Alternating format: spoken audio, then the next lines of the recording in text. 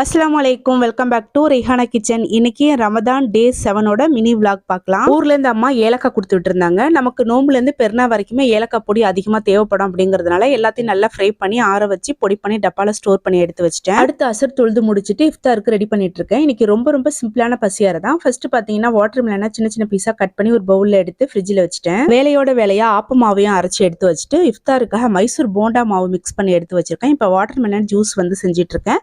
இந்த water melon ஜூஸ்ல பாத்தீங்கன்னா ஊற வச்ச பாதாம் பிசினு கொஞ்சம் சப்ஜா சீட்ஸ் எல்லாம் சேர்த்து நல்லா மிக்ஸ் பண்ணி அதையும் ஃப்ரிட்ஜ்ல வச்சிட்டேன். அடுத்து நல்ல காரமா மொறுன்னு போண்டாவை சுட்டு எடுத்துட்டு இருக்கேன். இதை வந்து தேங்காய் சட்னியோட சேர்த்து சாப்பிட்டோம் அப்படின்னா செம்மையா இருக்கும். நான் இன்னைக்கு தக்காளி சட்னி தான் செஞ்சேன். இப்ப நோம்பு திறக்கிறதுக்கு டைம் வந்துருச்சு. எப்போதும் போல எல்லாத்தையுமே எடுத்து வச்சுட்டு உட்காந்துட்டேன். வாட்டர் மெலன் ஜூஸ், கட் பண்ண வாட்டர் மெலன், போண்டா, நட்ஸ், பேரிச்சம்பழம், தண்ணி, இதுதான் நான் வந்து நோம்பு திறக்க எடுத்துக்கிட்டேன். அடுத்து சகர் சாப்பாடும் இப்பவே ரெடி பண்ணிட்டேன். மீனானும் பொரிச்ச மீன், சுரைக்காய் பருப்பு கூட்டு எல்லாத்தையும் ரெடி பண்ணி வச்சுட்டு இப்ப திராவியா தொழுகிறதுக்கு ரெடி ஆயிட்டேன். அடுத்த விளாக்ல பார்க்கலாம். அஸ்ஸலாமு அலைக்கும்.